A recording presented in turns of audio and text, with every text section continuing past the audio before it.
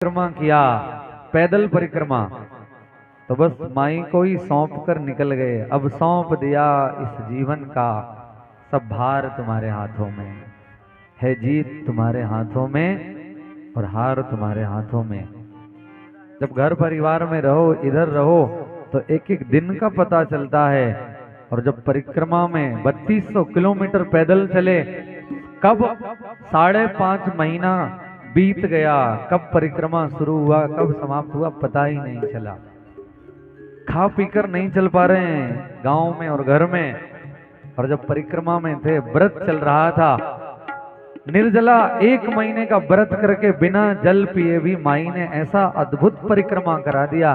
तो सचमुच माँ अमरकंठ वाली जो है वो माँ प्रत्यक्ष है, जो भक्तों पर कृपा करती है। थोड़ी देर अपने मन को वहीं लेकर चलें, मानसिक परिक्रमा करें माई का। हे माँ अमरकंठ वाली,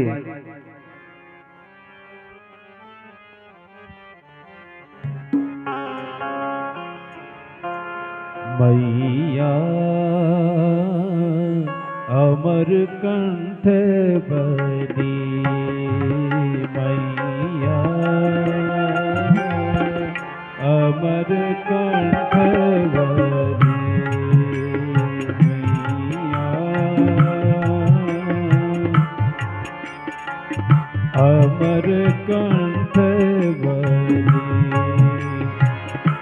तेरे गुण गाते हैं साधु, तेरे गुण गाते हैं साधु, बजा बजा ताली, मैया अमरकंठ बली, मैया अमरकंठ बली। बुरे मगर पर कीन सवारी, बुरे मगर पर कीन सवारी, हाथ कमल का फूल माँ, हाथ कमल का फूल माँ, सबको देती रिद्धि सीधी, सबको देती रिद्धि सीधी, हमें गई क्यों भूल भूल, मैया अमरकंठ बली,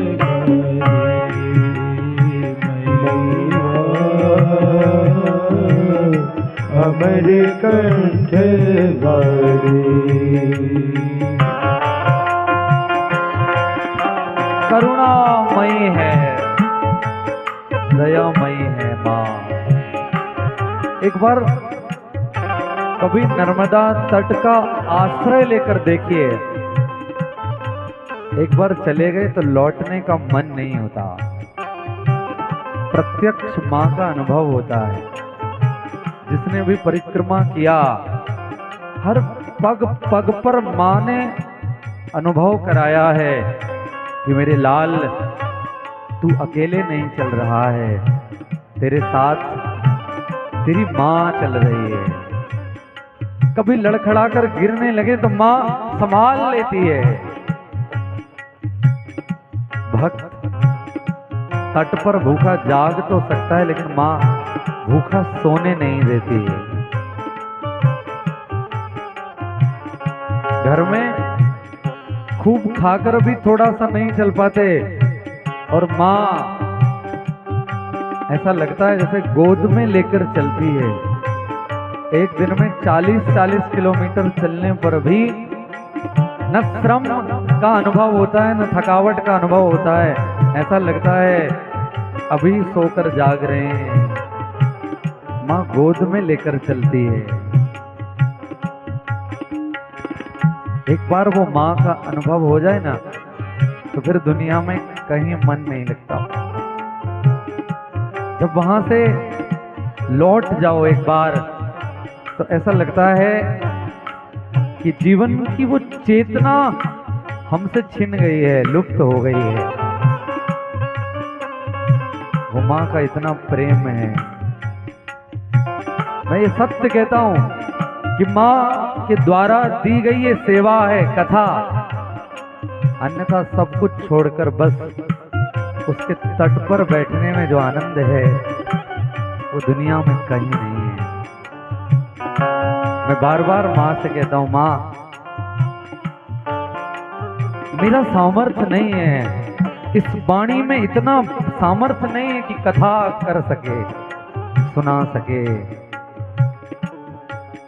इस बुद्धि में इतना ज्ञान है कि इतने बड़े प्राण, शिव कथा जैसी कथा, राम कथा के जैसी कथा या कृष्ण कथा का गायन कर ले, ये सामर्थ्य नहीं हो सकता जीव। लेकिन माँ ने क्या पता कैसे अपने इस दास को ये सेवा दिया है।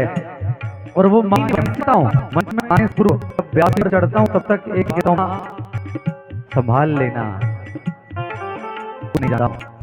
ऐसा लगता है ना जाने 4 घंटे बोलूं क्या सुनूंगा, कहूंगा। भाव डालती हैं, ये सब परिवार ही है अपना। और परिवार के सामने कैसा संकोच, कैसी शंका। माँ सिखाती है वसुदेव कुटुंबकम का भाव। माँ भाव डालती है मन में, जो बालक करे तो तरी बाता हो ही मुदित मन पितु और माता। अगर तुम अपनी टूटी फूटी वाणी से कुछ भी कहोगे तो सब प्रसन्न ही होंगे, कोई नाराज नहीं होगा, कोई कुछ गलत नहीं समझेगा। और सच कहता हूं, वो माँ का ही बल है जो मैं ऐसे गर्जना करता हूं, ऐसे कथा सुनाता हूं, वरना इस दास में कोई ऐसा सामर्थ्य नहीं है। ये बुद्धि में, ये वाणी में ऐसी कोई शक्ति नहीं है। मैं तो बार बार माँ से प्रार्थना करता हूं कि बस अपने तट की सेवा प्रदान कर दे, अपनी गोद में इस बालक को बिठा ले, बस कुछ और नहीं। लेकिन माँ ने ये सेवा दिया है कि अगर तुम भागवती गंगा की भी सेवा करते हो तो मेरी ही सेवा है। जब ये व्यासपीठ में मैं बैठता हूँ ना, तो सच कहता हूँ, मैं ऐसा ही अनुभव करता हूँ कि अपनी माँ की गोद में मैं बैठा हूँ और माँ मेरी वाणी में बैठकर आप लोगों को कथा सुना रही।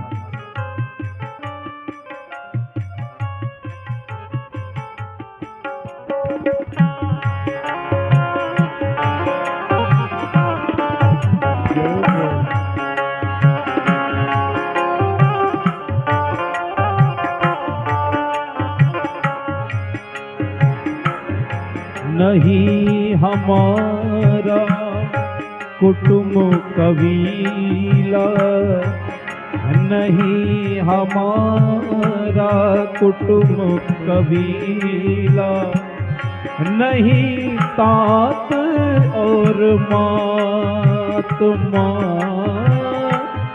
नहीं तात और मात माँ।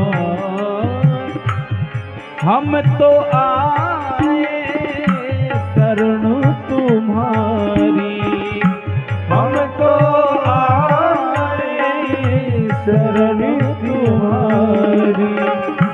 शरण पड़े की लाज बात मैया, अमर कंठ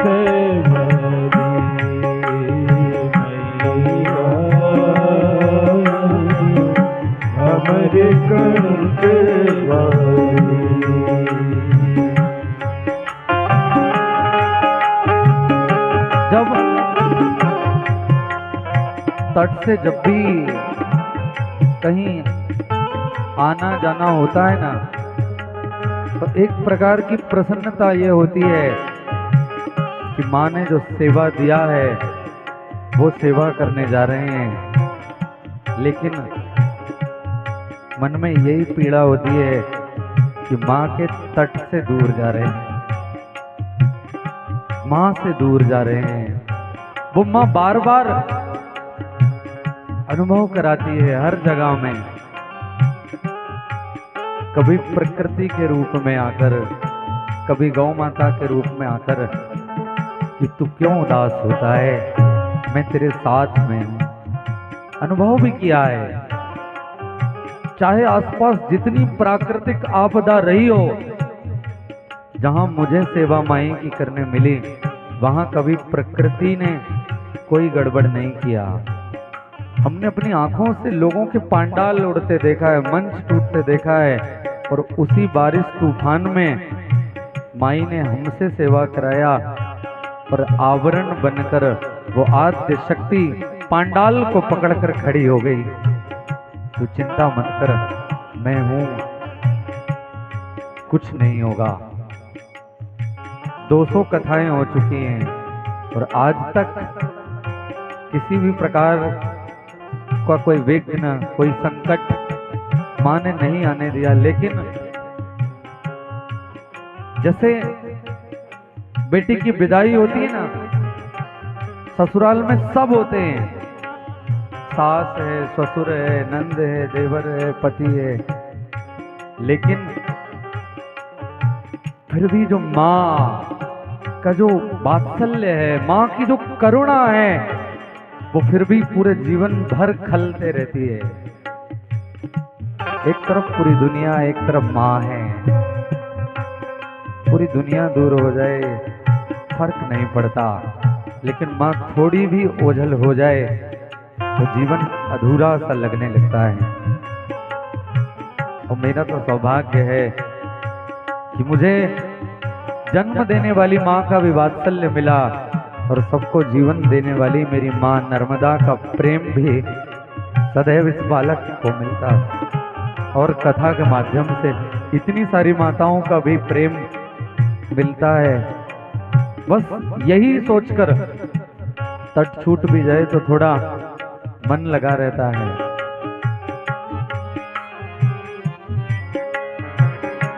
निर्धनियों को धन देती माँ, निर्धनियों को धन देती माँ, अज्ञानी को ज्ञान माँ,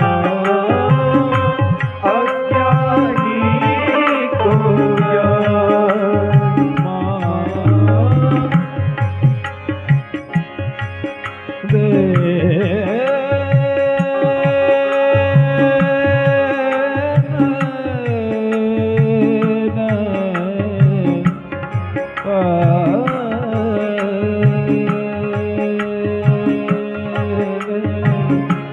अभिमानी का मानो घटती, अभिमानी का मानो घटती, होती नामो निशान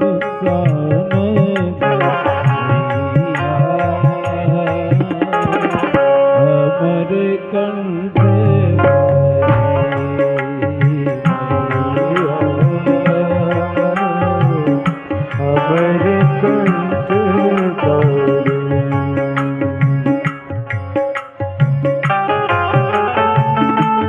दुनिया में चाहे जितना प्रेम करने वाले मिल जाएं,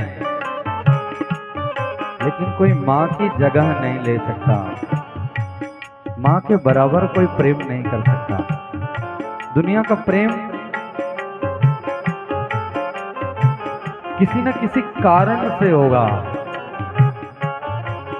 दुनिया के लोग धन देखते हैं, बल देखते हैं, रूप देखते हैं, ऐश्वर्य देखते हैं, सौंदर्य देखते हैं, बिना जाने प्रेम नहीं होता।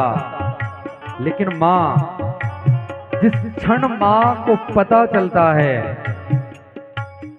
कि आपके गर्भ में कोई शिशु आ गया है, आप माँ बनने वाली हैं, उसी क्षण माँ के अंदर वत्सलता उमड़ पड़ती है, प्रेम उमड़ पड़ता है। माँ को नहीं पता पुत्र होगा कि पुत्री होगी, गौर वर्ण का होगा, कृष्ण वर्ण का होगा, अच्छे कद काठी का होगा, छोटा होगा, मोटा होगा, नहीं पता। नाम यश हमारा फैलाने वाला होगा, कीर्ति धूमिल करने वाला होगा, अच्छी शिक्षा ग्रहण करने वाला होगा, या फिर खराब लक्षणों में पड़ने वाला होगा, कुछ नहीं पता।